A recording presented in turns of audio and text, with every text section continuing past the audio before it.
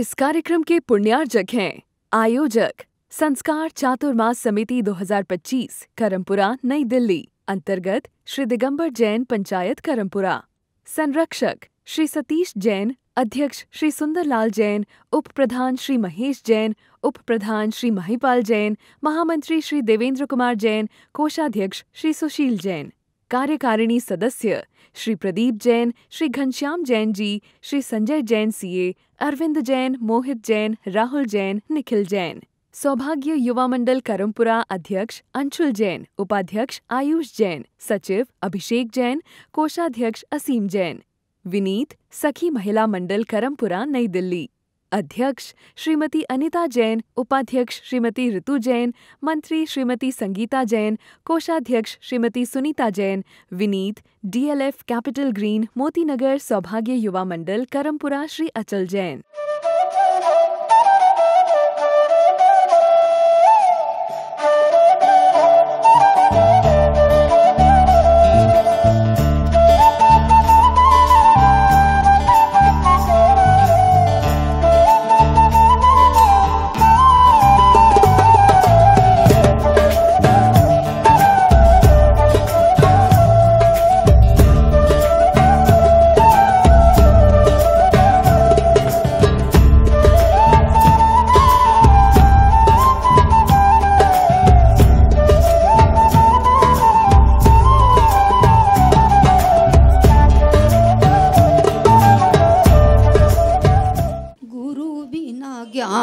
ज्ञान बिन मुक्ति, गुरु बिना ज्ञान, ज्ञान बिन मुक्ति, बिना गुरु के ज्ञान कहाँ है, बिना गुरु के ज्ञान कहाँ है।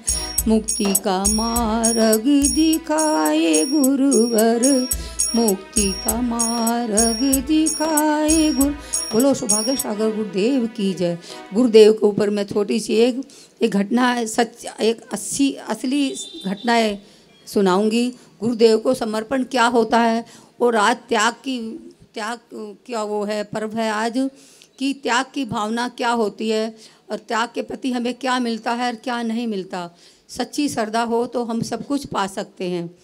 एक लेडीज़ थी, वो गुरुदेव को उसने कुछ समय पहले 2-1.5 साल पहले उसने उसको समर्पित कर दिया। वो एक दिन सोनागिर गई, सोनागिर हफ्ते भर रही, सोनागिर से वापस आ रही थी और चलती ट्रेन में से वो गिर गई। मानो कि देखो चलती ट्रेन में से इंसान गिरेगा तो क्या होगा, समझ सकते हो क्या हो सकता है? नहीं समझ सकते हो ना। तो ट्रेन में से मैं गिरी, तो ट्रेन में से वो लेडीज़ गिरी तो उसको ऐसे हुआ जैसे कि भगवान ने उसको हाथ में थाम लिया है, उसको खरोंच भी नहीं आई। खरोंच की मतलब बिल्कुल भी ऐसा लगा कि जैसे उसको पता ही नहीं चला मैं गिर गई। और गिरी तो इतनी दूर गिरी जाके, जैसे कि यहाँ से आदिनाथ भगवान का अंदर से मंदिर, इतनी दूर जाके वो गिरी ट्रेन से।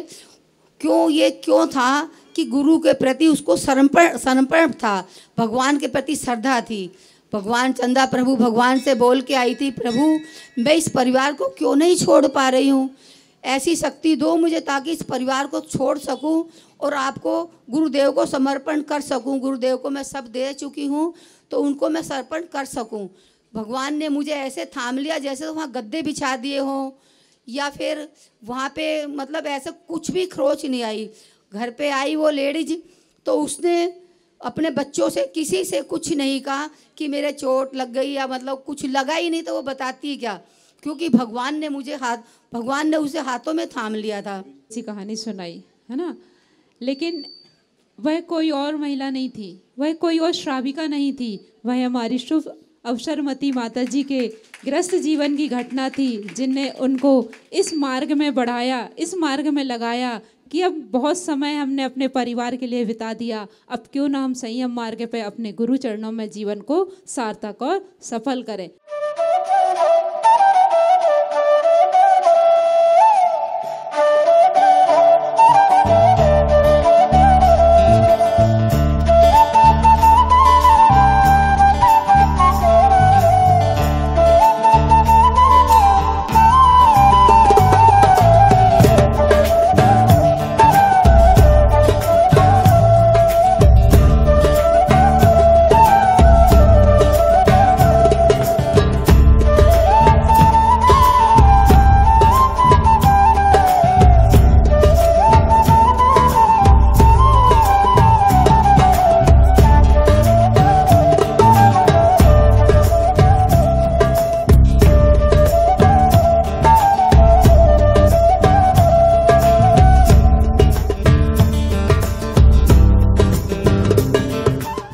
महानुभाव, आज पर्वादिराज पर्युषण महापर्व का 8वां दिन है, उत्तम त्याग धर्म। और 8 का जो नंबर है वह बहुत जैन धर्म में कई चीजों को लेकर चलता है। पहले तो 8 मूल गुण होते हैं। श्रावक जब तक 8 मूल गुण का पालन नहीं करे, जब तक वह श्रावक की श्रेणी में नहीं आता। इसी क्रम में अष्टकर्म होते हैं कि जब तक 8 कर्म का नाश नहीं होगा तब तक आप क्या करोगे, अगली अच्छी गति को नहीं जा सकते। और आज 8वें नंबर पे उन्होंने धर्म रखा त्याग धर्म। त्याग मतलब छोड़ दो। क्या छोड़ना है? लोगों ने ये माना है कि हमने सिर्फ खाने पीने की वस्तु को त्याग करना त्याग है। ऐसा नहीं है। अंदर के क्रोध को, अंदर के बैर को, अंदर के मान को, अंदर की माया को, अंदर के लोभ को, अंदर के ईगो को, अंदर के ईर्ष्या भाव को, इसको भी त्याग करना भी त्याग की श्रेणी में है। क्योंकि भोजन का त्याग करते हो आपका शरीर तपता है, लेकिन यदि आप जो क्रोध आदि कसाय का त्याग करते हो तो आपके साथ साथ में क्या होता है, दूसरे व्यक्ति को भी शांति का अनुभव होता है। तो त्याग हमेशा खाने पीने की वस्तुओं का तो हो, लेकिन त्याग उनका भी हो जो चीज आपको परेशान करती है। और त्याग का एक भाई है, त्याग का एक भाई है, उसका क्या नाम है बताइए? त्याग का एक भाई है, सगा भाई है, उसका नाम क्या है? उसका नाम है दान। क्या है? त्याग का जो भाई है उसका नाम है दान। और त्याग और दान दोनों एक साथ चलते हैं। आपने पढ़ा दान 4 प्रकार का, 4 संघ को दीजिए। अब 4 संघ क्या है? एक बार मैंने बोला कि दान 4 प्रकार का, 4 संघ को दीजिए। 4 संघ क्या है? तो एक आदमी खड़ा हुआ, बोले मैं, मेरी पत्नी, मेरी बेटी, मेरा बेटा, हम लोग 4 हैं। मैंने कहा संग नहीं हो, संग हो। क्या हो? संग नहीं हो, आप संग हैं। और 4 प्रकार का संग कौन सा है?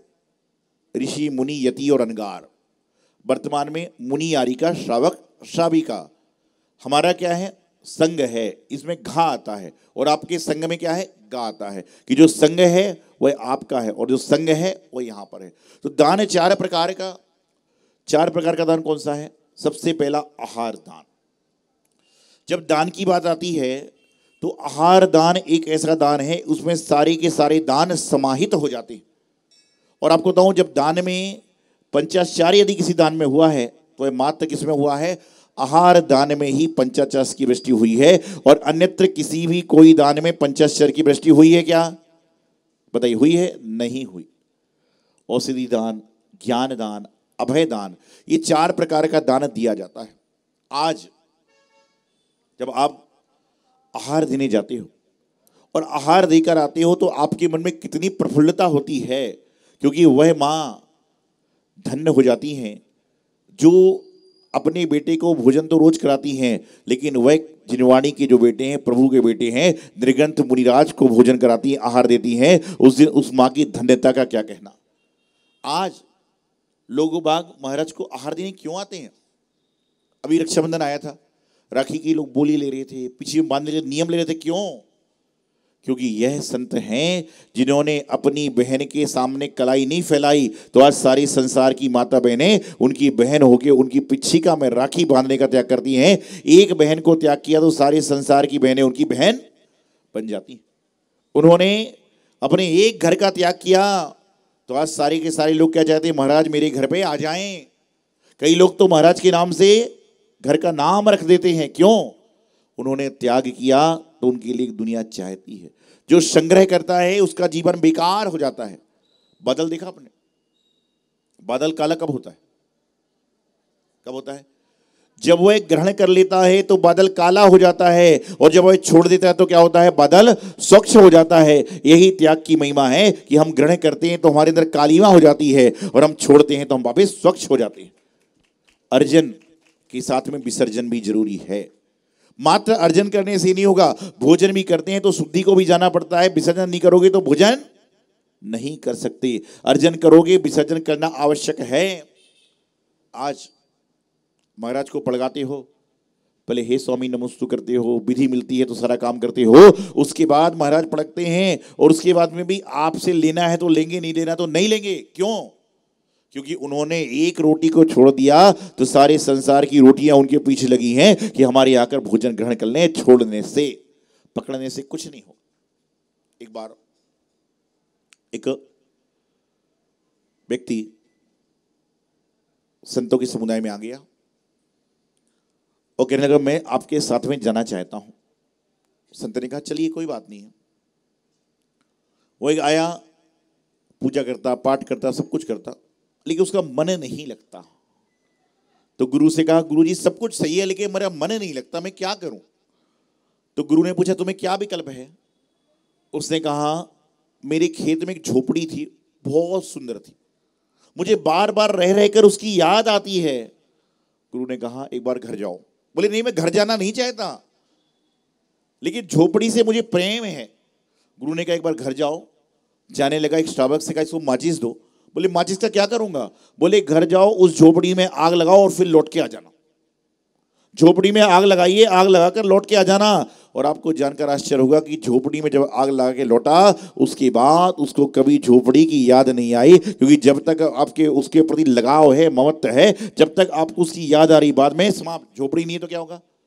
कहते हैं ना रहेगी ढोलक ना आदमी नाच पाएगा।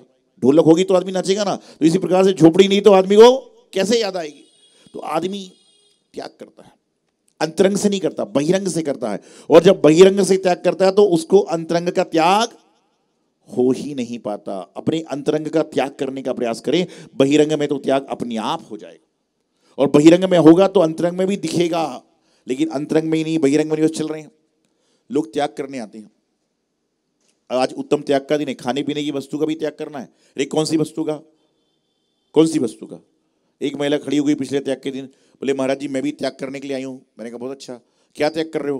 बोले आज से मैं शराब नहीं पीऊंगी, आज से मैं शराब नहीं पीऊंगी। तो मैंने उससे पूछा ये बता आज के पहले कितने बार पी? भाई पीऊंगी कब? जब पीती होगी तो। एक आदमी खड़ा हो गया, बोले महाराज जी मैं नियम लेता हूं कि मैं मनमोहन सिंह की लड़की से शादी नहीं करूंगा। क्या है?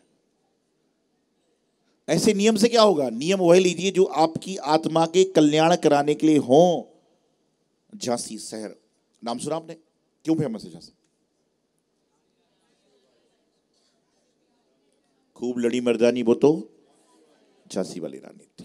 रानी बहुत सारे लोग आते हैं, झांसी वाले भी आते हैं संघ में। सौती जन जो हमारी झांसी से आते हैं, सही कई सारे लोग झांसी के रहने वाले रहते हैं। बहुत सारे लोग आते जाते करते सारा काम करते हैं। तो बताना चाह रहा था क्या आपको कि झांसी के पास करगुआ जी तीर्थ है।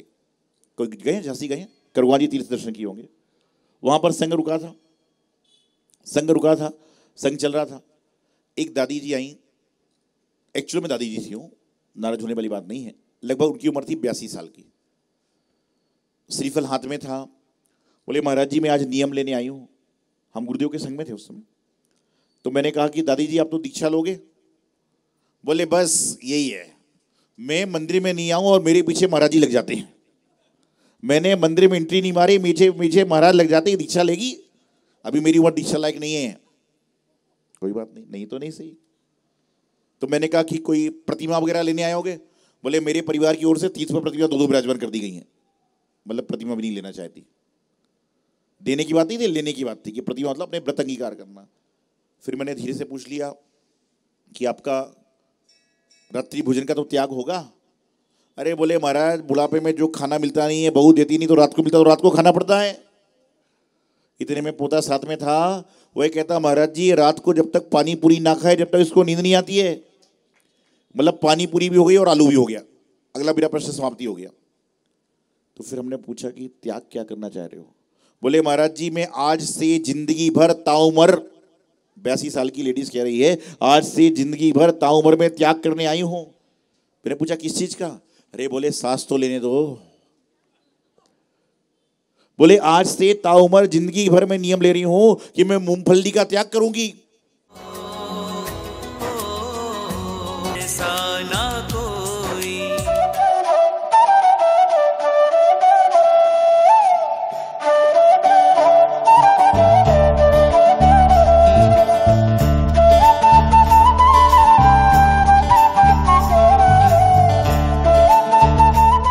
इस कार्यक्रम के पुण्यार्जक थे आयोजक संस्कार चातुर्मास समिति 2025 करमपुरा नई दिल्ली अंतर्गत श्री दिगंबर जैन पंचायत करमपुरा। संरक्षक श्री सतीश जैन, अध्यक्ष श्री सुंदरलाल जैन, उप प्रधान श्री महेश जैन, उप प्रधान श्री महिपाल जैन, महामंत्री श्री देवेंद्र कुमार जैन, कोषाध्यक्ष श्री सुशील जैन। कार्यकारिणी सदस्य श्री प्रदीप जैन, श्री घनश्याम जैन जी, श्री संजय जैन सीए, अरविंद जैन, मोहित जैन, राहुल जैन, निखिल जैन।